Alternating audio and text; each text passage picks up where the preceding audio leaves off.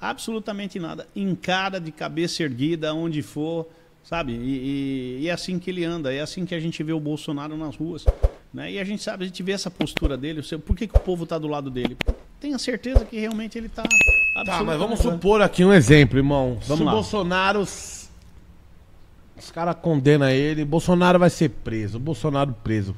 O que você acha que aconteceria, né? A gente tem que tomar cuidado, né? Porque às vezes os caras acham que a gente comentando isso daí, a gente tá incitando alguma coisa. Não tá incitando nada, estamos falando o que acontece, o que pode acontecer. Simples. Olha, Danilo, eu não consigo prever. Sabe por quê? Andando com o Bolsonaro em diversas manifestações, em diversos comícios, em diversos eventos, em diversas motociatas, que aqui em São Paulo eu fui em todas as motociatas, fui em todas. O meu capacete tem até adesivo de motociata ainda colado no capacete. A gente vê claramente o quanto as pessoas gostam do Bolsonaro, né? Acreditam nele, seguem ele, e é um comportamento imprevisível. Você não consegue prever o que a população poderá fazer caso ele seja preso.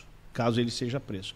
É uma coisa que eu não consigo avaliar qual é o tamanho, mas que haverá revolta, haverá uma revolta muito grande. Agora, se essa revolta vai ser externalizada em ações na rua, é impossível você prever. É impossível, né? Você pode ter certeza absoluta que até quem não é o Bolsonaro vai se compadecer com um sentimento de injustiça que está sendo feita com aquele homem. Tenho certeza absoluta, se você é uma pessoa de bem, um ser humano correto e está vendo tamanha injustiça acontecer, não tem como você não se sensibilizar, né, e partir para o lado dele. Né? E aí, cara, pode acontecer de tudo. Pode acontecer de tudo. Esse país pode parar de uma hora para outra. Pode parar. A gente sabe muito bem, por exemplo, que a categoria dos caminhoneiros é uma categoria que não é na sua totalidade, mas que a grande esmagadora maioria dos caminhoneiros adoram o Bolsonaro, pelo comportamento que ele teve com o presidente. Se os caminhões pararem sem cometer nenhum ato de violência, não é aconselhável, né? Se os caminhoneiros pararem, o Brasil para. É a única categoria que eu acho que tem o poder de parar o país. Pois é. Eu lembro até de números. Em 2018, abril ou maio de 2018, foi a última greve dos caminhoneiros que nós tivemos. E essa greve durou de 15 a 20 dias aproximadamente. Já foi o suficiente para desabastecer supermercado e, consequentemente, as nossas casas. E gasolina.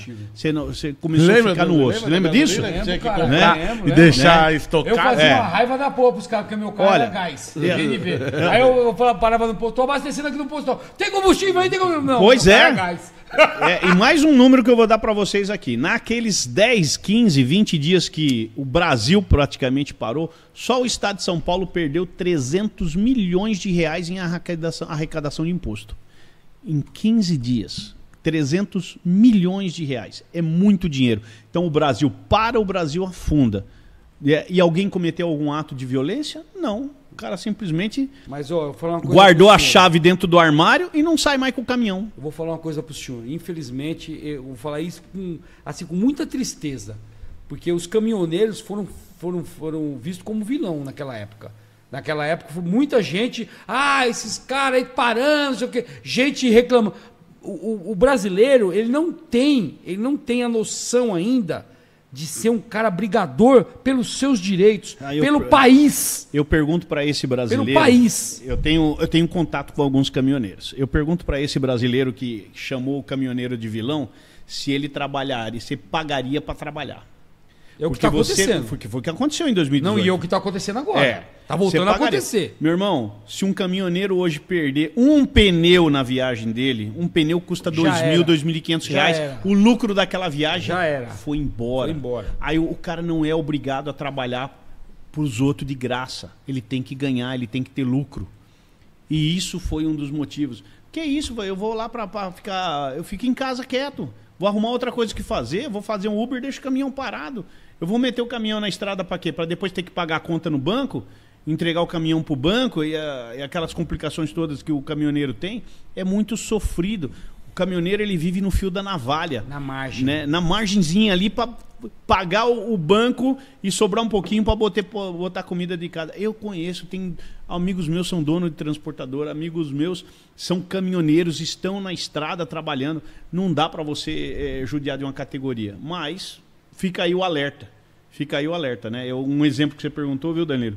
Um exemplo que você perguntou, o que pode acontecer? É imprevisível. A gente não sabe. Mas é que naquela época que parou os caminhoneiros, era o Bolsonaro era presidente, né? Não, era o Michel Temer, 2018. É o Michel Temer. Michel Temer, presidente.